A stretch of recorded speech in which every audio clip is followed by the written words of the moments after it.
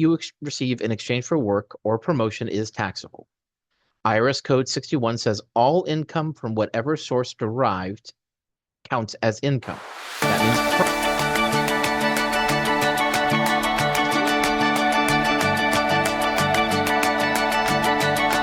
taxes. In particular, today we're talking about when you get free gear from companies for review purposes. So the question, what are the tax implications for receiving a product from a company for review or testing? If I use it in my business or for content creation, is there a way to structure things to avoid taxes? Details. I know that like kind is the standard used for gifts or for received promotional items. However, is there a way to label or structure one's content creation within a business to legally avoid these tax implications? Well, a couple clarifications first. First of all, if this is truly a gift, there are no tax consequences to the receiver of a gift. However, these are almost certainly not gifts. Gifts are something given with no expected return or obligation.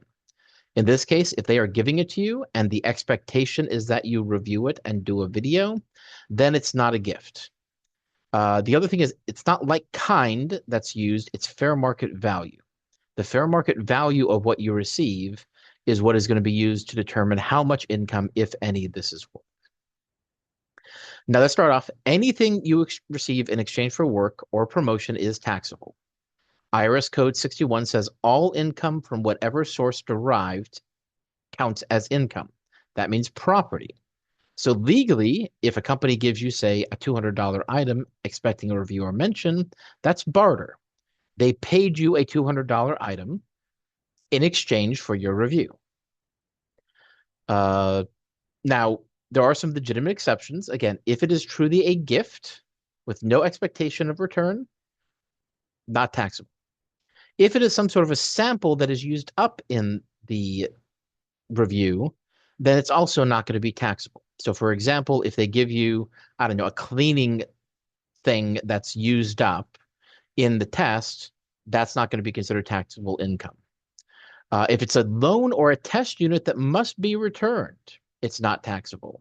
And no, you can't structure it that, oh, yeah, it has to be returned, wink, wink, nudge, nudge. Well, if you don't return it, it's considered taxable.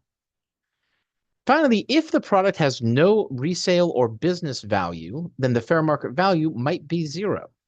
So for example, if you have a company that does window washing and they send you a lawnmower, well, that has nothing to do for your business.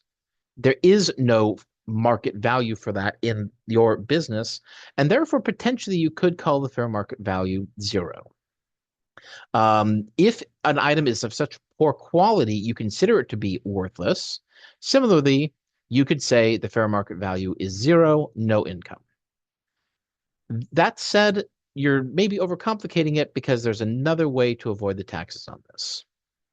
But when you do this as a business, and this is why businesses are kind of great, you report the fair market value as income, but then you can deduct that exact same fair market value as a business expense or with depreciation if it's equipment that you keep using.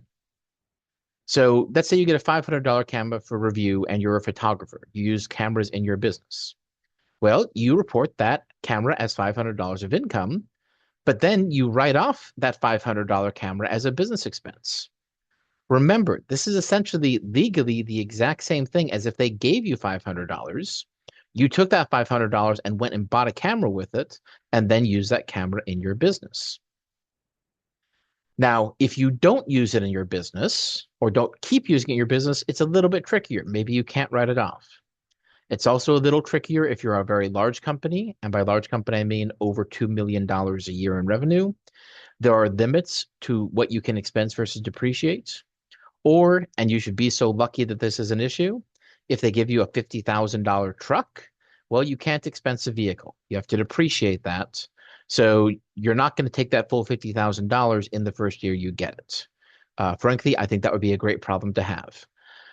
Now, you want to document this really well. Document what you received, when, what you consider the fair market value, and whether it was returned, destroyed, or used in the business. So yes, these items are technically taxable, but that does not mean you're stuck paying extra taxes.